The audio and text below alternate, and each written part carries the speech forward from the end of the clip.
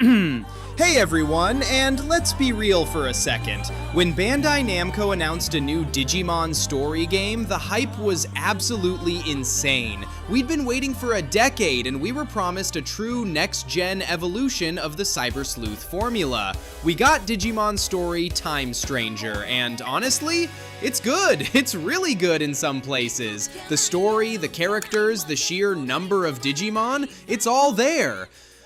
But after sinking 50, 60, maybe 100 hours into it, a thought keeps nagging at me, and probably you too. This game should have been a masterpiece. It had all the ingredients, but it feels like it pulled its punches. It feels like a game stuck between two eras, and that's what we're talking about today. This is how Time Stranger could be way better. Let's start with the stuff that works, because it's the foundation everything else is built on. The story in Time Stranger is genuinely fantastic. The whole Shinjuku Inferno, the secret agent protagonist, and the time travel mechanic, it's peak Digimon. The emotional payoff of meeting a tiny Digimon in the past, and then seeing them 8 years later, fully digivolved and remembering you, that's the stuff that makes us love this franchise. It's a story that actually uses the time travel concept to make you care about the world and its inhabitants. But then you hit the technical side, and you realize the game is constantly fighting itself. We are in 2026, and we are playing a game that is capped at 30 frames per second on a PlayStation 5 and an Xbox Series X. 30! It's baffling. And it's not even a stable 30. Players are reporting stutters and drops, even on high-end PCs. The core problem, and let's just say it, is that Time Stranger is still built on the bones of a PS Vita-era engine. It's a beautifully dressed up version of Cyber Sleuth, but the DNA is still there. That's why we have constant jarring loading zones between small areas. It's why the character movement feels floaty or ice skatey, as one reviewer put it. The fix here is simple but massive. Time Stranger needed a true engine overhaul, not an upgrade, an overhaul. We needed a world that felt seamless, not a series of interconnected hallways separated by a loading screen every 30 seconds. Imagine the digital world feeling as vast and alive as a modern open world RPG. That's the first step to making this game a true masterpiece.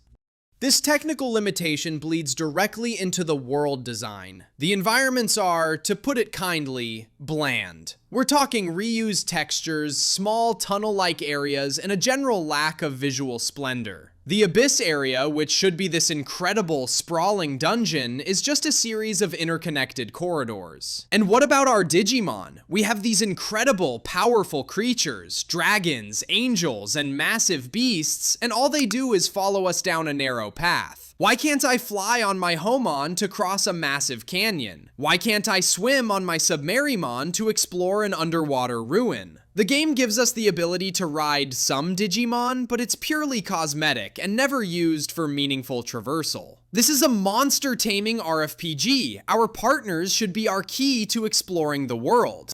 Furthermore, the linearity is suffocating. The main story is great, but there's barely any side content to break it up. And the side content that does exist, it's all dumped on you at the very end of the game like an afterthought. It feels like the developers ran out of time to integrate it properly. The fix. We need meaningful exploration. Give us zones that are 3 or 4 times larger, and then give us a reason to explore them. Integrate the side quests into the main narrative, giving us a reason to temporarily leave the main path. And please, let our Digimon's unique abilities be the key to unlocking new areas. That's how you make the digital world feel like a real living place, not just a backdrop for battles. Hey, real quick, I just want to give a huge shout out to my one and only channel member, Goth Reaper. Your support means the world, and if you guys want to join the crew, the link is in the description box down below. Now let's talk about the core loop, the Digimon themselves. The Cyber Sleuth evolution system is famous for its flexibility. The idea that any Digimon can eventually become any other Digimon. It's a great concept, but in Time Stranger, it's taken too far, and it creates an identity crisis for the monsters. The biggest offender is the stat system. Because you can de-digivolve and re-digivolve endlessly, and because the stat cap is so high, every single Digimon can eventually reach the same maxed out stats. By the end of the game, your tiny adorable Tokomon is statistically identical to your massive world-ending Omnimon. This completely cheapens the experience. If every monster is the same, why bother collecting 450 of them? To make matters worse, the game removed support skills. In previous games, these skills gave each Digimon a unique passive ability that made them strategically distinct. Removing them was a huge mistake. It stripped away the personality and strategic depth that made team building so much fun.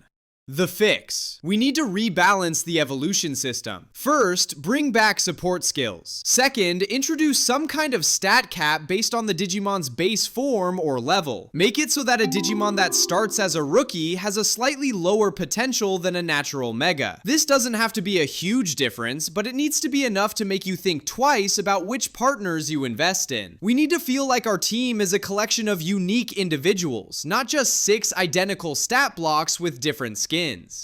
Speaking of the Digimon, let's address the roster. Yes, 450 is a huge number, but the lineup feels strangely outdated. It's heavily skewed towards the older, classic Digimon with very few modern additions. Where are the popular Digimon from Ghost Game? Where's the representation from the Seeker's web novel? It feels like the developers stopped updating the roster after Last Evolution Kizuna. A new game should feel like a celebration of the entire franchise, not just the early 2000s.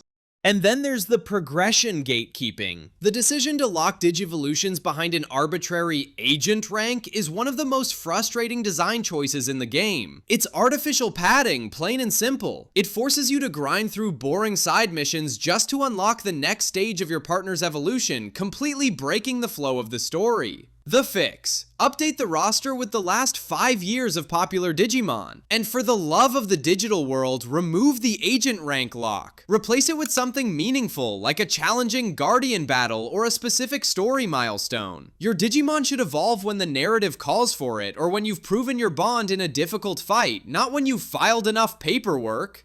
Finally, let's talk about difficulty and longevity. Time Stranger is, frankly, too easy. Even on hard mode, most players breeze through the game. The AI is predictable, and the combat system, while solid, doesn't force you to think strategically until the very last boss. And the New Game Plus? It's a ghost town. There's no new gear, no new skills, and the enemies are just slightly scaled up. It's a chore, not a reward. The fix. Give us a true nightmare difficulty from the start. Give the enemy AI a serious upgrade, and make NG Plus a proper reward. Give us exclusive Digimon to find, new super hard boss variants, and unique gear that makes the grind worthwhile. This game has the potential to be played for hundreds of hours, but the current endgame design just doesn't support it.